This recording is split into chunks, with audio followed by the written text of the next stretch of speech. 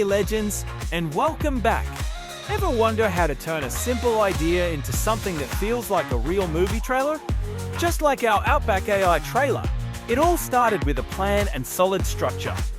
In this video, I'll walk you through the exact blueprint I used for Outback and show you how understanding trailer structure can make planning your own AI video projects heaps easier. Let's get stuck into the structure.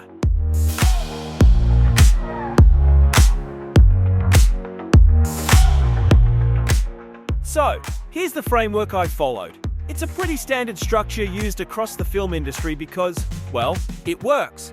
It's designed to take the viewer on a specific emotional journey in just a couple of minutes. First up, the hook. This is typically the first 15 to 30 seconds. Its only job is to grab your attention immediately.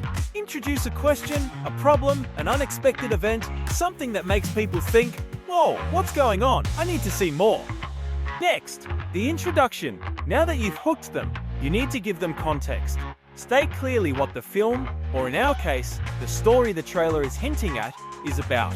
Introduce the setting, the basic premise, and maybe the main characters. Following that, we hit rising tension. This is where you start building suspense. Show hints of the challenges, the dangers, or the antagonist. Then comes the climax. This is the peak. Show the biggest conflicts, the major action sequences, or the most intense moments. You want excitement, energy, and a sense of the core struggle, but without giving away the resolution. Finally, the outro. This is your cool down and call to action. It might feature a final powerful image, a tagline, a release date, and, of course, the title reveal. Okay, let's jump into the edit with Final Cut Pro and see how we actually built the Outback trailer using that structure as our guide. You can see the whole trailer laid out here on the timeline. Right at the start, we have the hook. This is the first roughly 10 seconds.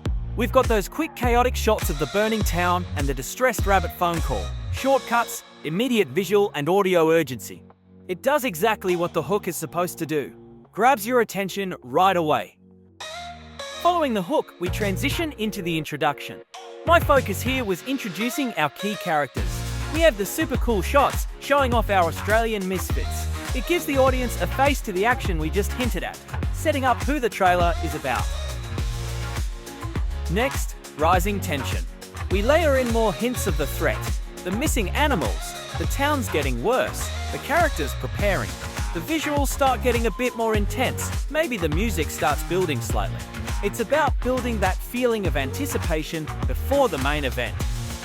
Next, the climax. This is where we unleash the most dynamic AI-generated visuals, and we're layering in those big sound effects and the most intense music.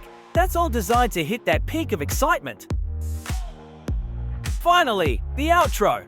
A final powerful visual or title card appears. It's a brief cooldown after the climax, leaving the audience with a lasting impression and the ND coming soon message.